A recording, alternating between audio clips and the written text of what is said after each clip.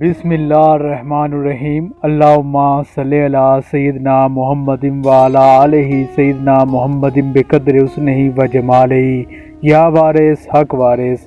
ناظرین کرام، حضرت علی اجویری المعروف داتا گنج بخش رحمۃ اللہ علیہ کی مشہور کرامات کا آج کی ویڈیو میں تذکرہ کریں گے۔ کتاب حوالہ ہے اولیاء کرام کی کرامات۔ روایت ہے کہ حضرت علی اجویری رحمۃ اللہ علیہ جب لاہور آئے تو شام ہو چکی تھی، اس لیے بیرونی شہر ہی میں شب گزار دی۔ دوسرے روز لاہور کے مشرقی جانب سے آپ کا گزر ہوا تو آپ نے ایک جنازہ دیکھا۔ لوگوں سے دریافت کرنے پر معلوم ہوا کہ یہ جنازہ قطب لاہور حضرت حسین زنجانی المعروف میرا حسین زنجانی کا ہے۔ تو اس وقت آپ کو مرشد پاک کا حکم یاد آیا کہ جب انہوں نے آپ کو لاہور جانے کا حکم دیا تھا تو آپ نے جواب دیا تھا کہ وہاں تو میرے پیر بھائی حسین زنجانی موجود ہیں، تو پھر میرے جانے کی کیا ضرورت ہے۔ حضرت داتا علی اجویری کو اس وقت مرشد پاک کا حکم یاد آیا، اور مگر جب آپ نے حضرت حسین زنجانی کی جنازے میں شرکت کی تو مرشد کے حکم کی حکمت بھی واضح ہو گئی۔ اسی طرح حضرت علی داتا گنج بخش رحمۃ اللہ علیہ کی دیگر کرامات کا آپ کو بتاتے ہیں کہ حضرت علی اجویری رحمۃ اللہ علیہ کے حالات میں مذکور کہ رائے راجو نے جس طرح اسلام قبول کیا، اس کا واقعہ اس طرح ہے کہ ایک روز ایک بوڑھی عورت اس طرف سے گزری جس کے سر پر دودھ کا مٹکا رکھا ہوا تھا۔ آپ نے اس عورت کو بلا کر کہا کہ تم اس دودھ کی قیمت لے لو اور یہ دودھ ہمیں دے دو۔ اس عورت نے جواب دیا کہ یہ دودھ میں نہیں دے سکتی، چونکہ یہ دودھ ہم کو مجبوراً رائے راجو جوگی کو دینا پڑتا ہے۔ اگر نہ دیں تو اس کا یہ اثر ہوتا ہے کہ جانوروں کے تھنوں سے بجائے دودھ کے خون نکلتا ہے۔ آپ اس عورت کی بات سن کر مسکرائے اور فرمایا، اگر تم یہ دودھ ہمیں دے دو گی تو اللہ تعالیٰ کے فضل سے تمہاری گائیں بہت سا دودھ دیں گی اور جانوروں پر کوئی اثر نہیں ہوگا۔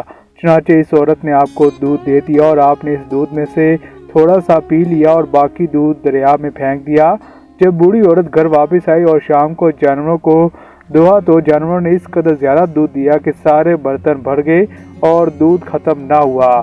یہ خبر آنن فانن قرب و جوار کے دیہات میں پھیل گئی اور لوگ دور دراز سے دیہات سے اپنے جانوروں کے دودھ آپ کے پاس لانے لگے اور اس میں برکت پڑنے لگی۔ آپ کا یہ دستور تھا کہ آپ تھوڑا سا دودھ ان کے مٹکے میں سے پی کر باقی دودھ دریا میں پھینک دیا کرتے تھے، اور جب ان لوگوں نے گھر جا کر اپنے اپنے جانوروں کو دودھ دوہا تو انہوں نے بھی بے حساب دودھ دیا۔ اس کرامت کا نتیجہ یہ ہوا کہ اب کوئی دودھ والا بھی رائے راجو جوگی کی طرف رخ نہیں کرتا تھا اور آپ کے پاس لوگ جوگ در جوگ آنے لگے۔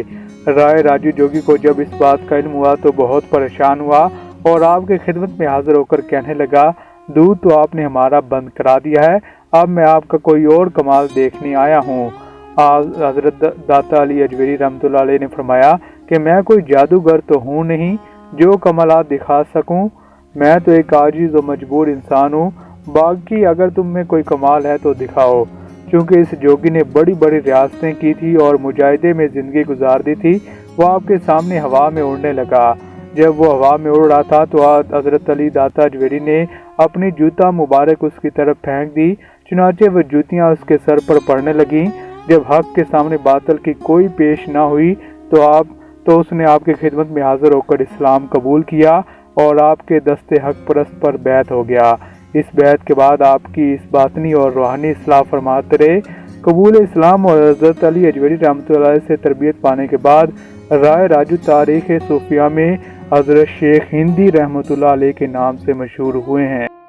اسی طرح ایک اور واقعہ کہ حضرت علی داتا علی اجویری رحمۃ اللہ علیہ قیام لاہور کے دوران آپ نے اپنی قیام گاہ پر ایک مسجد پر لوگوں کو اعتراض کرتے دیکھا، جس پر لوگ اعتراض کر رہے تھے کہ مسجد کا قبلہ درست نہیں ہے۔ آپ نے خاموشی سے لوگوں کا اعتراض سن لیا۔ کچھ وقت کے بعد جب نماز کا وقت ہوا تو داتا علی اجویری رحمۃ اللہ علیہ نے نماز پڑھائی، اور جب لوگ نماز سے فارغ ہو گئے تو تمام حضرات سے فرمایا کہ تم لوگ اس مسجد کے قبلے پر اعتراض کرتے تھے، اب دیکھو کہ قبلہ کس طرف ہے۔ جب سب لوگوں نے نظر اٹھا کر دیکھا تو یک بارگی قبلہ کو سیدھے رخ پر دیکھ کر سب حیران اور نادم ہو گئے اور آپ سے معذرت چاہی۔ آپ کی کرامات کے ذریعے گردرواہ میں شہرت پھیلی اور بے شمار لوگ آپ کی بزرگی اور ولایت کے قائل ہوئے۔ ایک اور واقعہ ہے کہ حضرت علی داتا علی اجویری رحمۃ اللہ علیہ کا کہنا ہے کہ قیام عراق کے زمانے میں نے بہت کشادہ دستی سے کام لینا شروع کر دیا۔ इसका नतीजा ये हुआ कि कर्ज के बोझ तले दब गया। होता ये था कि जब कोई किसी को ज़रूरत पेश आती तो मुझसे तालिब इमदाद होता और मैं किसी तरह उसकी मदद करता। इस तरह लोगों के मुतालबात रोज़ बरोज़ बढ़ने लगे और कर्ज खाओं ने अलग अलग तंग करना शुरू कर दिया। इराक़ के एक सरदार ने, जो मेरे ही साल से वाकिफ़ था, मुझे लिखा कि तूने जो तरीक़ाकार इख्तियार किया इससे पैदा शुदा परेशानियाँ इबादत और ज़िक्र इलाही में माने हो जाएंगी।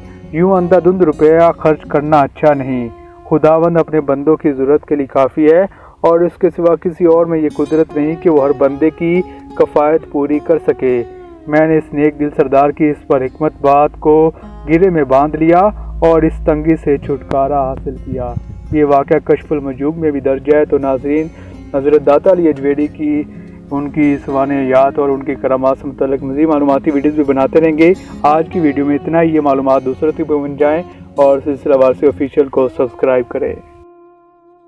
अस्सलाम वालेकुम व्यूअर्स, मज़ीद मालूमाती वीडियोज़ के लिए सिलसिला वारसी ऑफिशियल को सब्सक्राइब, लाइक और कमेंट करना मत भूलिए।